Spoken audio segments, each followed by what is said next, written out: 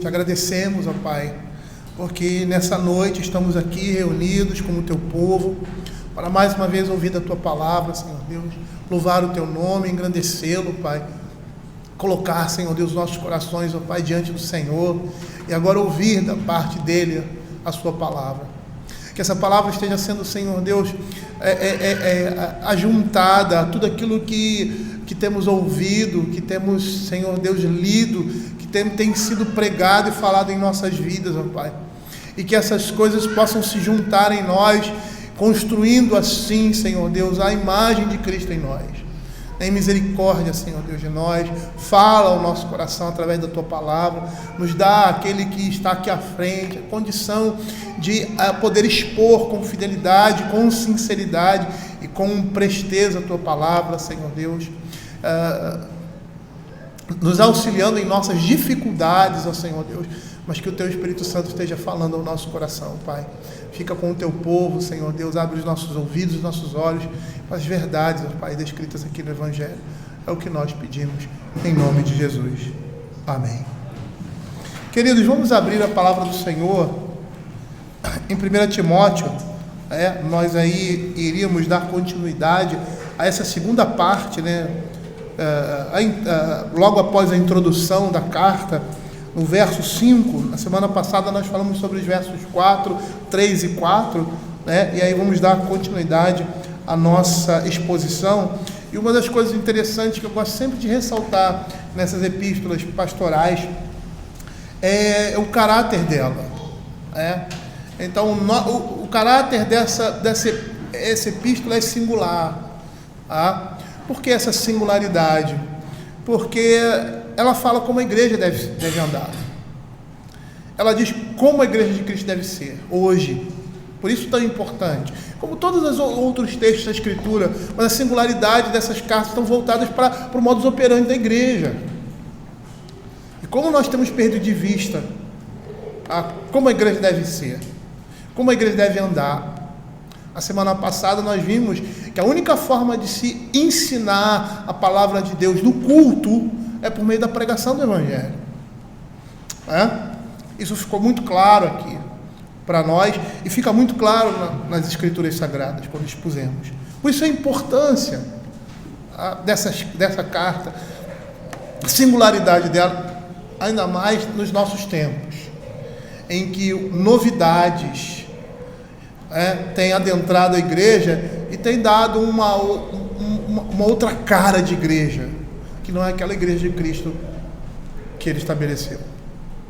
Igrejas que parecem tudo menos igreja, até clube, até boate. Igrejas que parecem mais uma boate do que a própria com a igreja de Cristo. E essas coisas a gente vê isso muito perto de nós, infelizmente.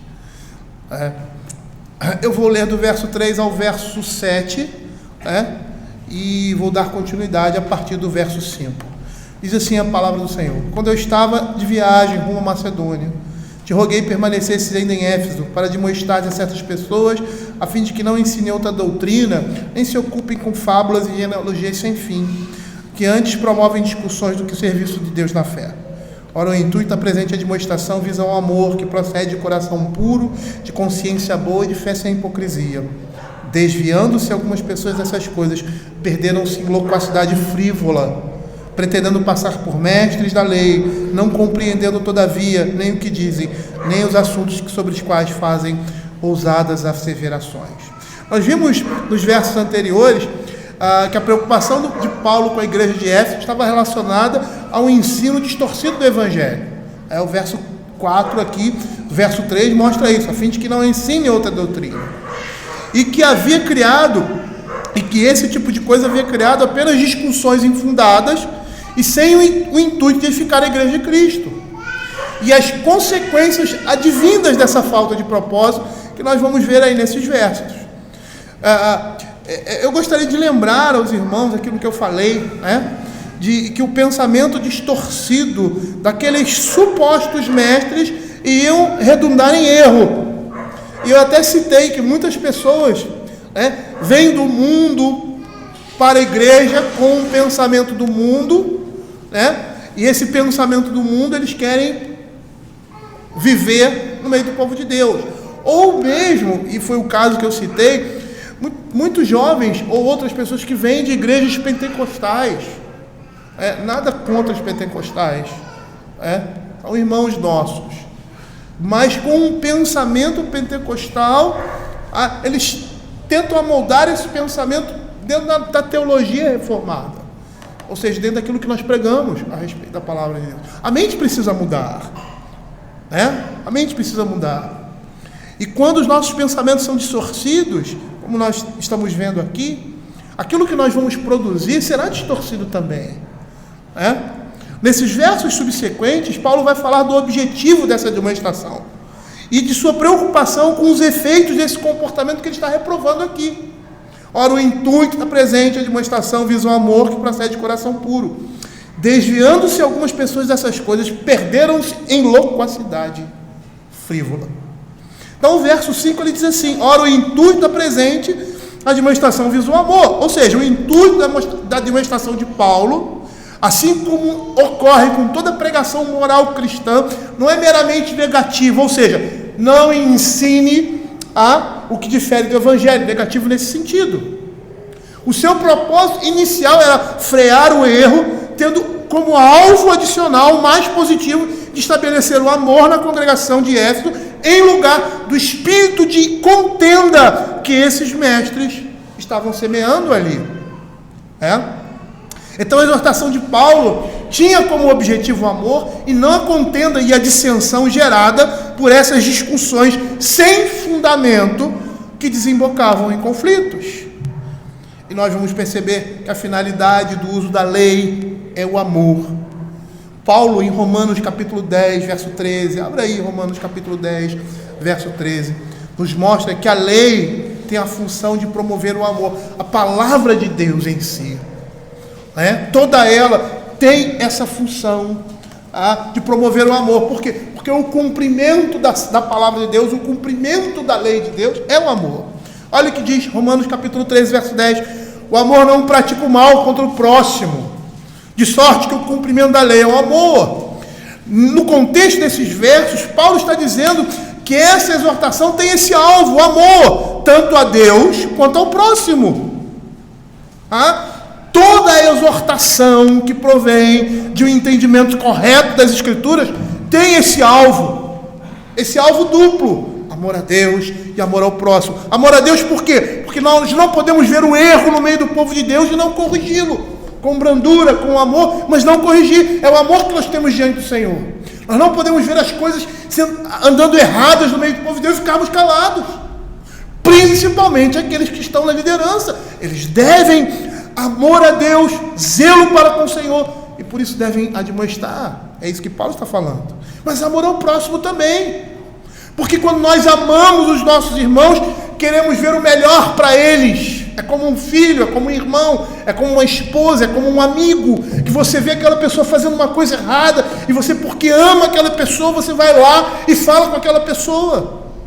Então a demonstração de Paulo tinha esse caráter: honrar a Deus, amor a Deus e amor ao próximo. Porque quando essas coisas não acontecem,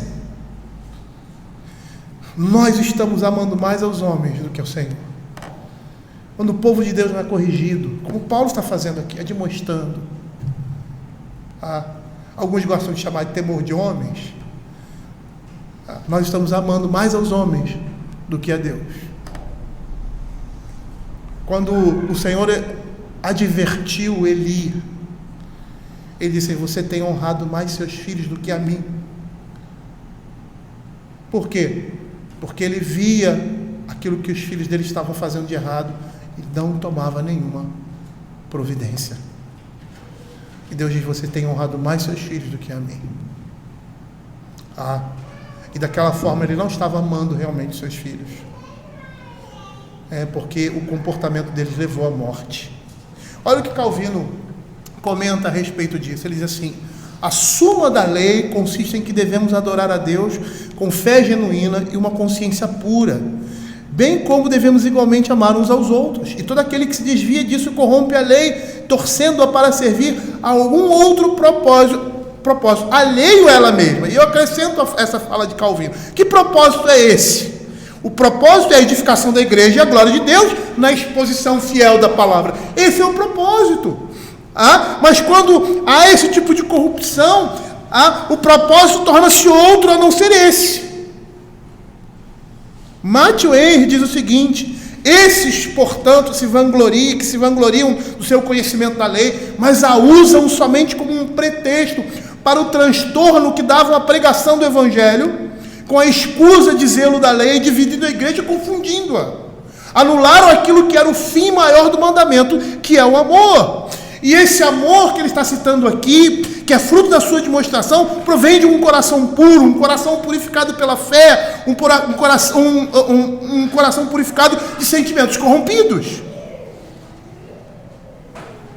E aí, olhando na ótica do apóstolo Paulo ali, e até mesmo contextualizando, quando nós entramos em uma discussão, um debate, qual é o propósito com isso? Eu estou falando no meio do povo de Deus.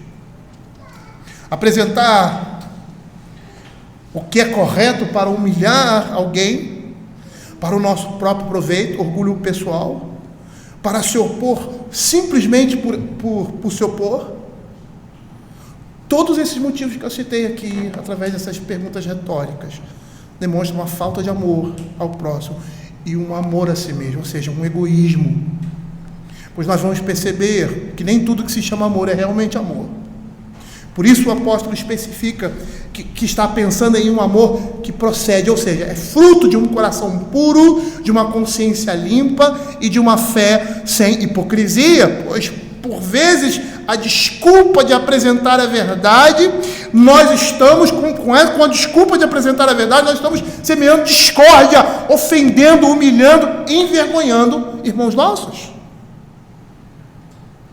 E a atitude de Paulo e consequentemente de Timóteo, de exortar a igreja, de exortar aqueles homens que estavam tendo aquele comportamento, tem sua origem num amor caracterizado e fundamentado por essas bases. Com certeza, Paulo gostaria de ver esse tipo de comportamento nesses homens aqui que ele está apontando. Olha o que a palavra de Deus diz. O intuito da presente admoestação é como se ele estivesse fazendo um paralelo. Olha, vocês estão fazendo esses debates, essas confusões, vocês estão aí se ocupando com essas coisas, mas a finalidade de tudo isso, ou seja, o fundamento de toda essa preocupação de vocês, a suposta preocupação com a lei de Deus, deve estar fundamentada no amor que procede de um coração puro, de consciência boa e de fé sem hipocrisia. Na realidade, é esse tipo de comportamento que Paulo queria que eles tivessem. O que seja, então, um amor que procede de um coração puro. E a gente vai perceber que nessa linguagem nós vamos ver que o coração é o centro e a fonte de toda a totalidade da atividade mental e moral do homem. Quando um pecador é atraído a Cristo, a primeira coisa a ser regenerada é o seu coração. Se falta pureza nesse coração, obviamente ele não vai poder irradiar um amor cristão. O coração é a sede dos sentimentos da fé, tanto quanto a mola mestra das nossas palavras e ações. Então, se o nosso coração é impuro, por mais justo que aquilo que a gente esteja fazendo, nós estamos carregando aquilo de impureza. E a Escritura mostra claramente isso. Lá em Provérbios capítulo 4, verso 23, ele diz assim: sobre tudo que se deve guarda o coração, porque dele procede as fontes da vida.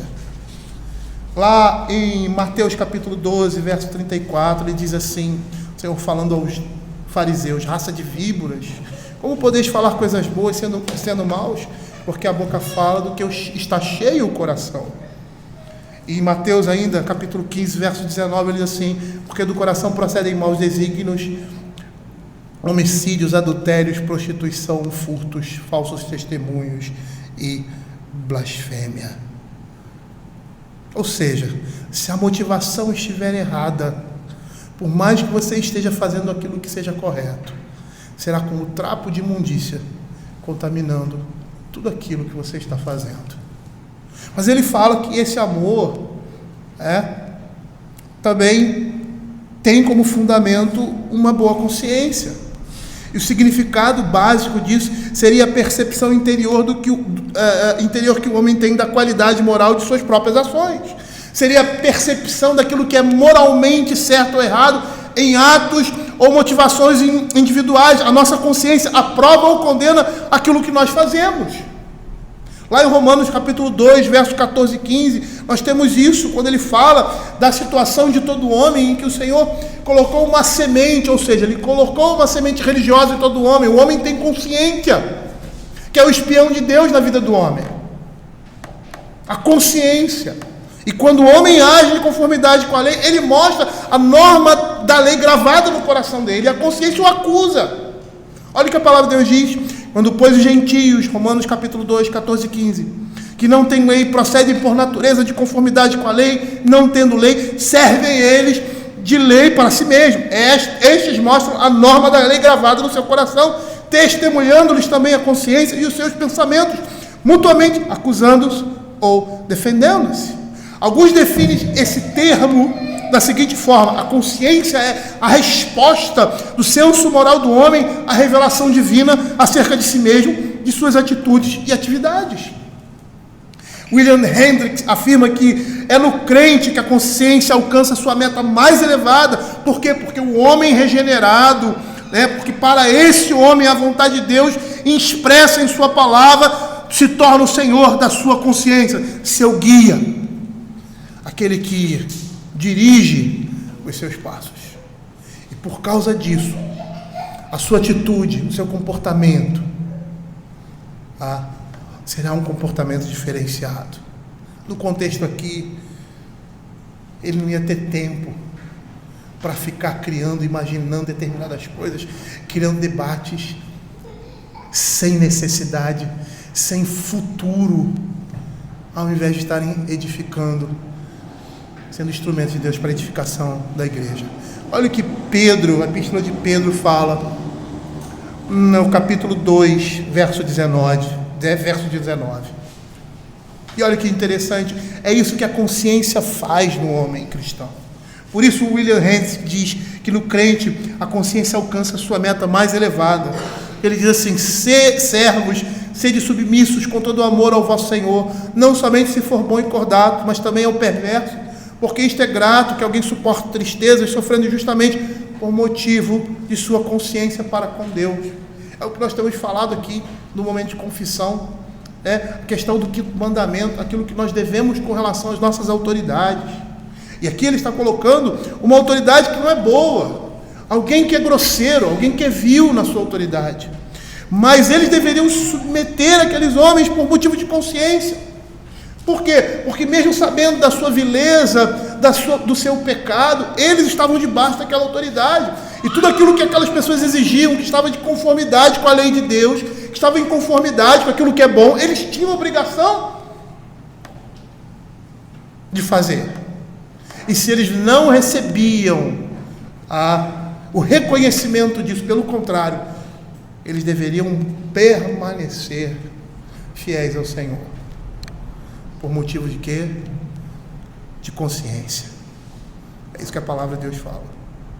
A boa consciência que Paulo está falando aqui em Timóteo é aquela que é guiada pela revelação especial de Deus como sua norma. É aquela que pronuncia juízos que são aceitos e emitem ordens que são obedecidas. É também aquela que produz a tristeza segundo Deus, que leva ao arrependimento conduzido à salvação. A consciência está estreitamente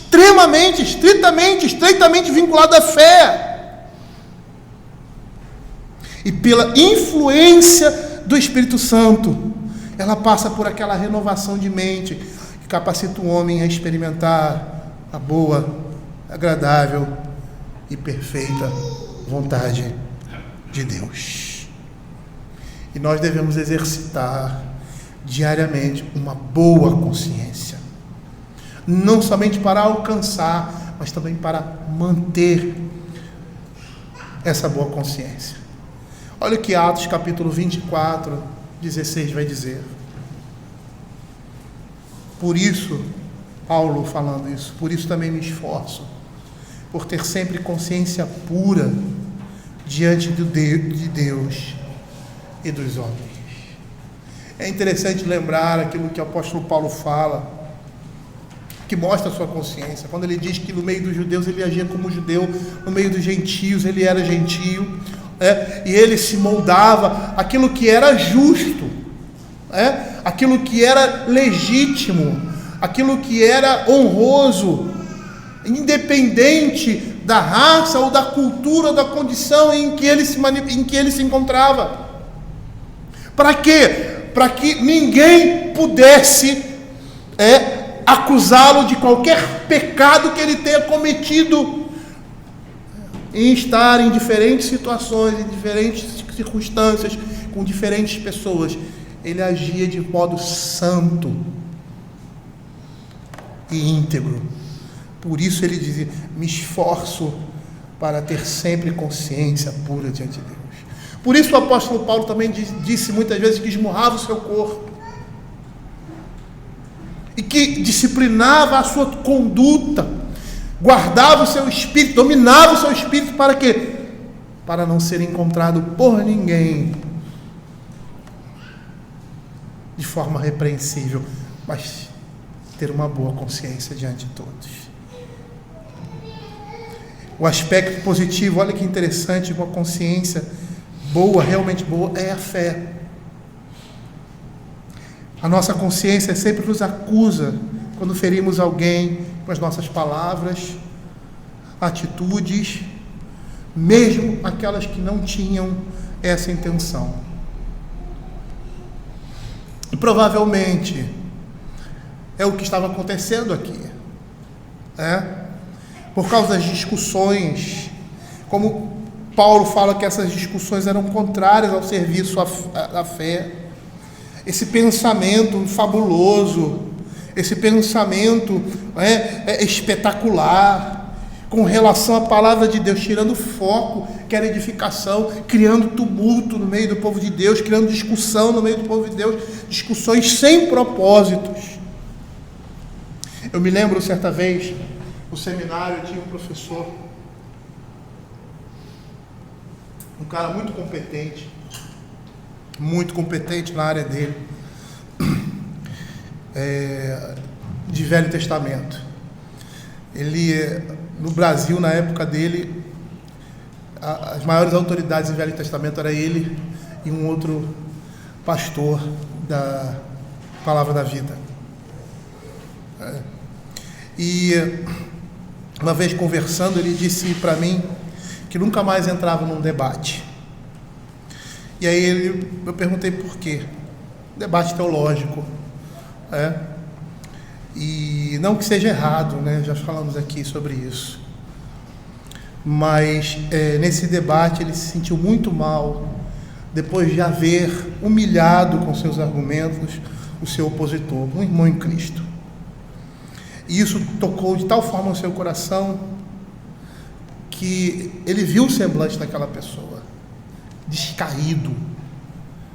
Eu não estava presente, aí nem sei o que aconteceu, mas a consciência dele o acusou. Ele falou: olha, eu nunca mais vou entrar em debate como esse.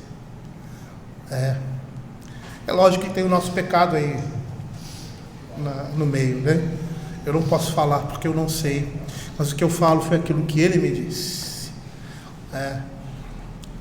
E por ele ter visto o semblante daquele homem, a maneira como ele saiu daquele debate, ele falou: isso não foi proveitoso.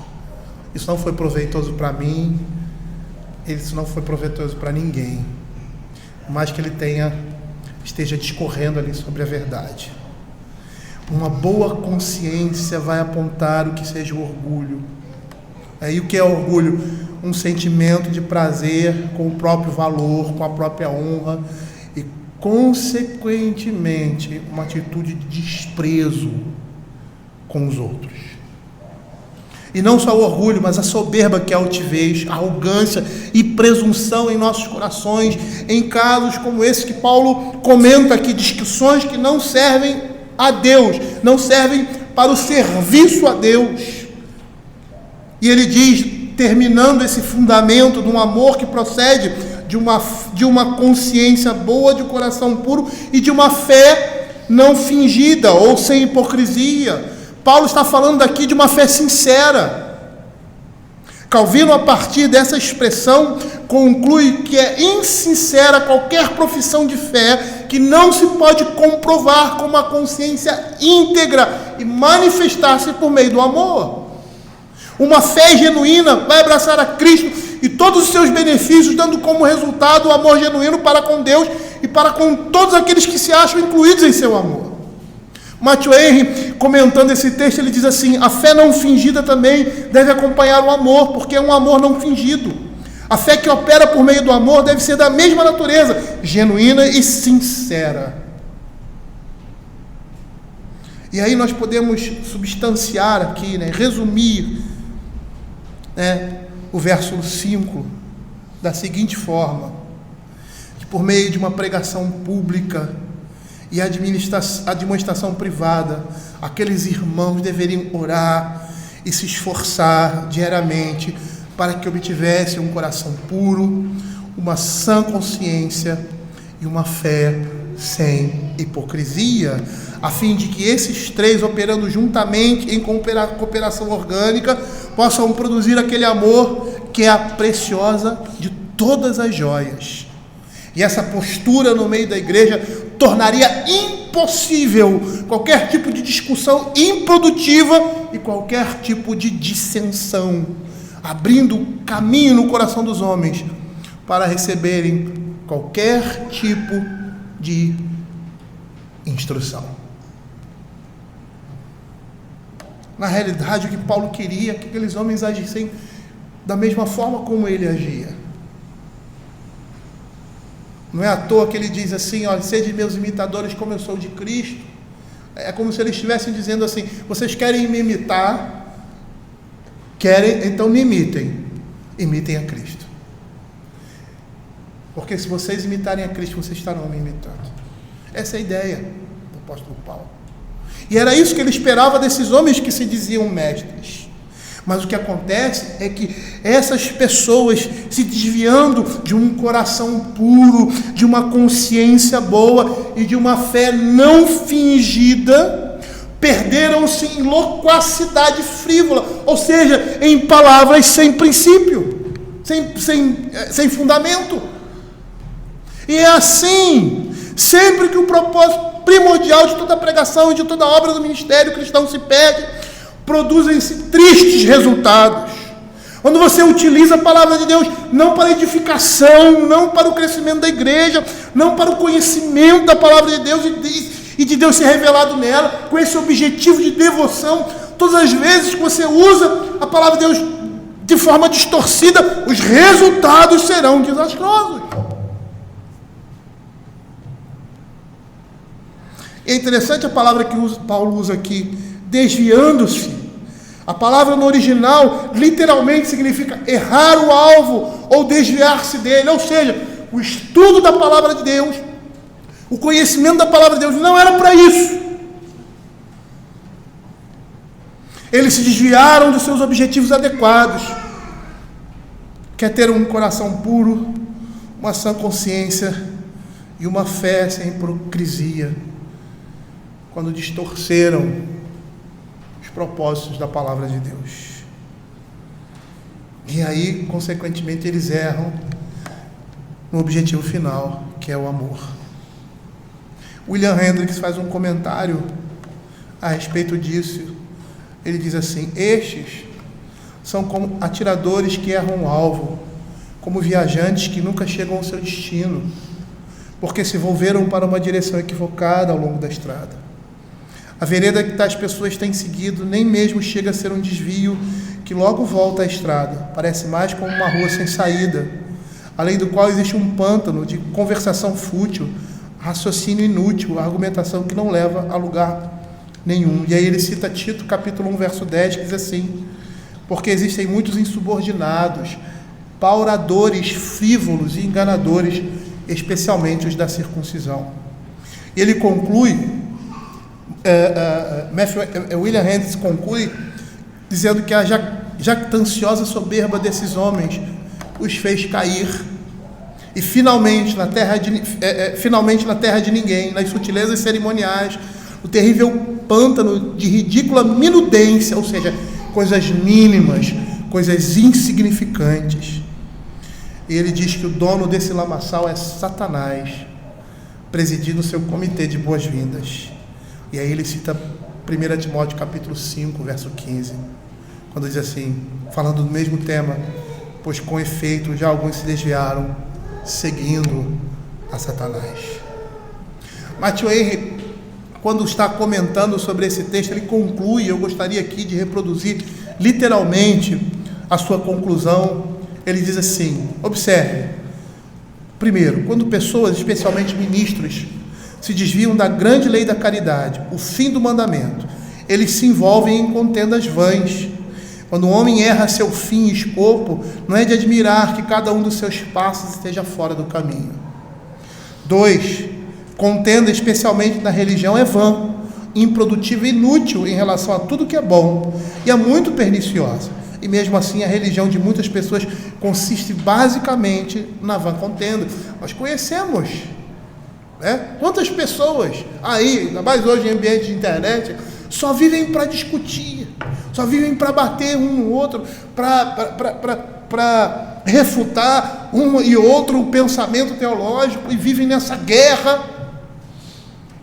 É vã, não tem valor nenhum. A gente vê isso até pelos resultados. Não precisa nem ser muito inteligente, ou muito perspicaz, ou sei lá, muito iluminado. É tão claro isso. E aí, Matthew Henry continua. 3. Esses que estão envolvidos em muita contenda vã são aficionados e ambiciosos para serem mestres de outros. Eles desejam um ofício de mestre. 4. É muito comum pessoas intrometerem-se no ofício do ministério quando são muito ignorantes em relação às coisas que vão falar. Eles não entendem o que dizem. Será que podem edificar os seus ouvintes por meio dessa ignorância erudita? E aí Paulo continua dizendo, pretendendo passar por mestres da lei, não compreendendo todavia nem o que dizem, nem os assuntos sobre os quais fazem ousadas asseverações. Parece que o que Paulo está dizendo aqui a respeito dessas pessoas, que eles tinham um certo conhecimento da lei, ou supostamente aparentavam isso. Muitas vezes, nós às vezes percebemos isso em algumas pessoas, com aquela verborragia, aquelas linguagens muitas vezes complicadas, teológicas e tal, e quando você pensa que eles sabem alguma coisa, está falando até de pastores mesmo, mas são completamente ignorantes daquilo que estão falando. É isso que está acontecendo aqui. Pretendendo passar por mestres da lei, não compreendendo todavia nem o que dizem, nem os assuntos sobre os quais fazem ousadas asseverações. Esse verso nos mostra por que esses homens se envolveram nessa conversação fútil. Eles querem brilho. Eles querem ser reconhecidos, eles querem passar por mestre. Orgulho, ostentação, arrogância e soberba são os motivos que levaram esses homens ao desvio. Não há nada de errado querer ser um doutor da Bíblia, querer ser um doutor no Velho Testamento, querer ser um doutor no Novo Testamento, mas o problema desses homens é que eles querem alcançar esse alvo, que não compreendem as palavras, as coisas com as quais eles estão lidando. Nem os temas que eles fazem ousadas asseverações, discorrem com tanta confiança, e assim fazem um uso legítimo da lei. Isso é pretensão. É interessante, eu não quero aqui dar meu exemplo, porque o exemplo que eu tenho é exemplo muitas vezes de um homem pecador, mas é quando você consegue entender as coisas. E não é nenhuma virtude minha. Eu, quando saí da faculdade, eu fiz 4 anos de latim. Na realidade não foram 4, foram 8.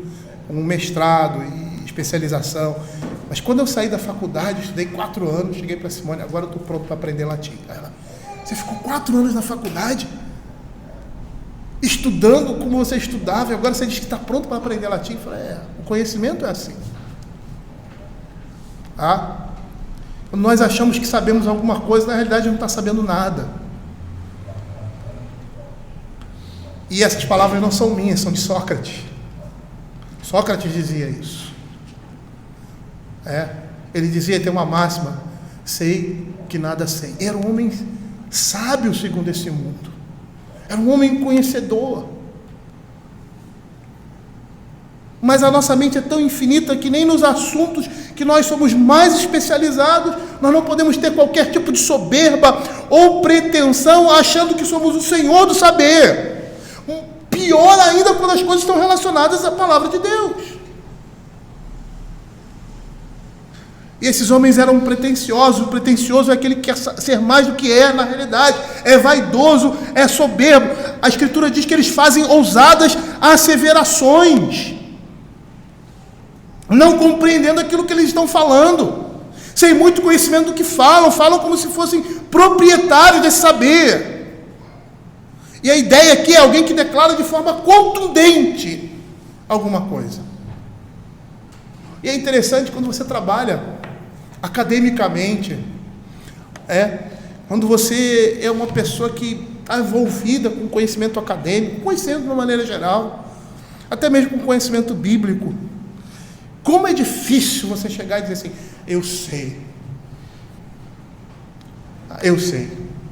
É lógico que eu não estou sendo um sofista, achando que o homem não chega ao conhecimento de nada, é impossível chegar ao conhecimento. Não é isso.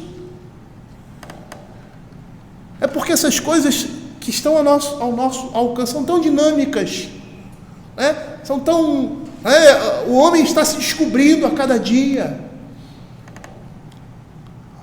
E quando nós falamos do conhecimento de uma maneira geral, mas quando falamos da revelação, a revelação está aqui, mas cada dia nós estamos descobrindo coisas novas, não porque são novas, mas porque nós nunca tínhamos visto, porque está escrito aqui.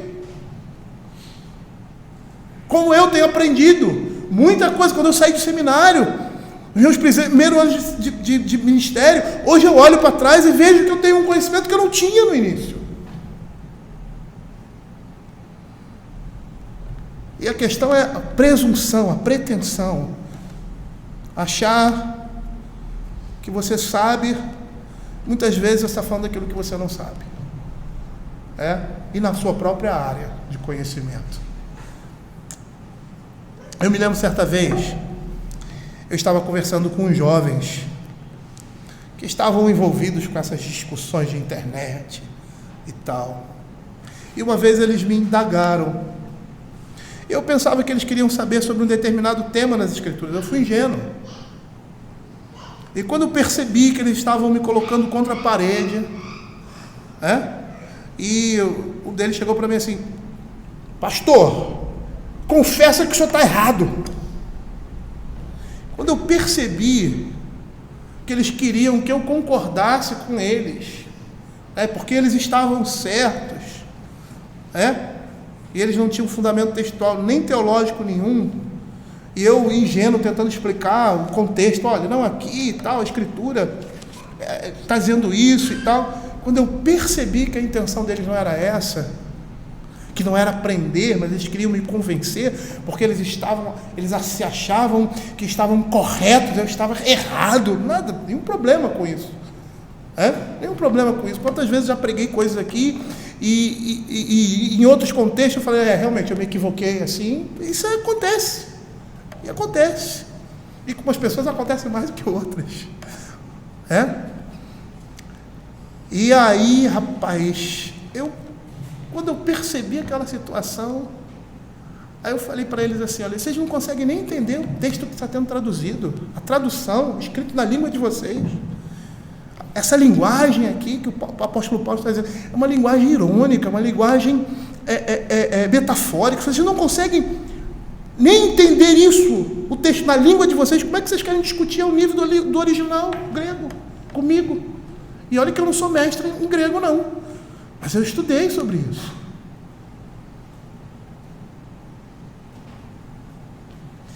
Complicado. E eles estavam afirmando aquilo que é um erro crasso na teologia reformada, fruto de um pensamento dispensacionalista.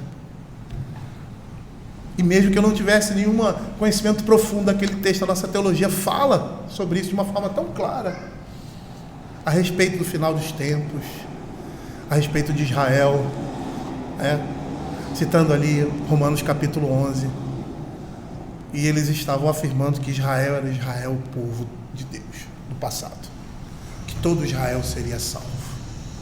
Isso é o erro mais banal que existe quando você entra no seminário, que você estuda nos primeiros anos sobre esse texto, e você vê que ele não está se referindo que todo Israel judaico será salvo. Isso é contrário ao que a nossa teologia fala. É heresia até. Chega até a ser heresia. Complicado. E provavelmente a postura desses homens era a mesma. Era a mesma. Mathieu faz o seguinte comentário com respeito aos mestres da lei que Paulo admoesta. Ora, alguns que se estabeleceram como mestres da lei se desviaram do objetivo maior do mandamento. Eles se estabeleceram como mestres, mas tinham a pretensão de ensinar a outro o que eles mesmos não compreendiam. Não devemos estranhar se a igreja atual é corrompida por esses mestres, porque isso já ocorreu desde o início de sua existência. Quando pessoas, especialmente ministros, se desviam da grande lei do amor, que é o fim do mandamento, eles vão se envolver em contendas vãs. O conhecimento do Evangelho não é, e nenhum conhecimento, mas não tem o objetivo de sobrepor-se, ou sobrepor, melhor dizendo, uma pessoa sobre outras. O conhecimento do Evangelho, e aqueles que conhecem a palavra de Deus, e aqueles que têm conhecimento, mesmo até mesmo no meio secular, eles são as pessoas mais humildes que você vê. Principalmente quando nós estamos lidando com a palavra de Deus. Quem pode, ou quem tem condição, o maior conhecimento que tenha das Sagradas Escrituras, de se sobrepor a quem quer que seja no meio do povo de Deus?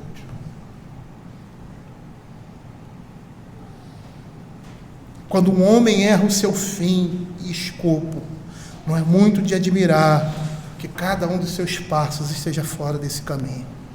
Esses pseudo-doutores falavam palavras pomposas, com vocabulário difícil, árido, mas isso não passava de mera sonoridade verbal, uma verborragia, ou como ele diz, pauladores frívolos, uma loquacidade frívola. E o pior, eles ficavam falando e dissertando sobre temas que eles não entendiam com absoluta segurança, utilizando-se de assuntos legítimos da lei, mas usando-os de forma ilegítima.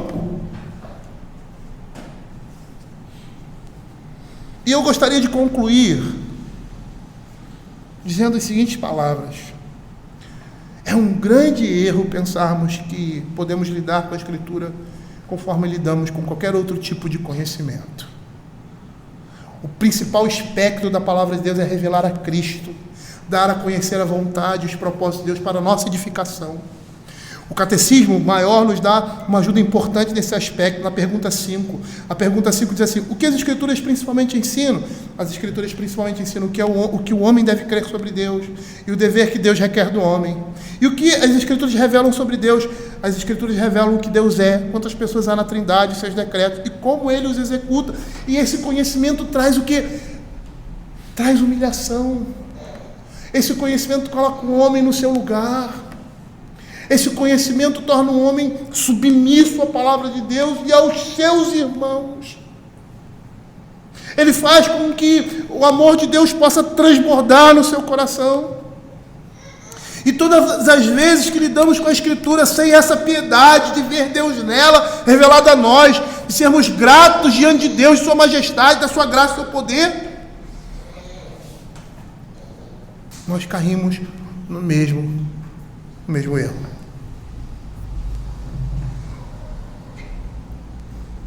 Porque a palavra de Deus vai nos dizer de como nós devemos viver para agradar aquele que nos resgatou da morte e do pecado. E quando perdemos completamente esse alvo, que é a nossa edificação e a edificação de outras pessoas, o que ocorre é palavras vazias, contendas e dissensões no meio do povo de Deus. Perdeu-se o alvo, perdeu-se o propósito que o conhecimento da palavra de Deus e o próprio conhecimento em si tem, que é trazer luz aos outros, que é dar conhecimento aos outros, que é revelar a graça e a misericórdia de Deus, as Sagradas Escrituras, para aqueles que necessitam dela, ou seja, o propósito, a pregação do Evangelho, o propósito de homens se debruçarem na palavra de Deus, se gastarem na palavra de Deus, é edificar outros e ser uma ponte segura para que eles possam viver a vida cristã com integridade e inteireza de coração. Quando conhecer a palavra de Deus foge desse propósito, seja por mim ou por qualquer outra pessoa no seio da igreja, ela vai redundar em coisas até piores que nós estamos vendo aqui. E Paulo vai dizer mais adiante da apostasia, da heresia, do erro, do engano. Satanás se utiliza disso. E nós precisamos, como Paulo diz, interpretar o nosso tempo, interpretar todas as coisas, ter olhos além daquilo que é físico, daquilo que está no momento, e olhar mais adiante. Porque se tivermos essa perspectiva, nós vamos perceber que a nossa atitude como igreja, como ministros, um corpo de Cristo, será muito diferente. E que o propósito disso, do ensino da palavra de Deus, é edificação e crescimento de outros. E que o Senhor possa abrir o nosso entendimento e dar a devida aplicação nas nossas vidas com relação a esse texto. Vamos orar, vamos fechar os nossos olhos e orar ao Senhor.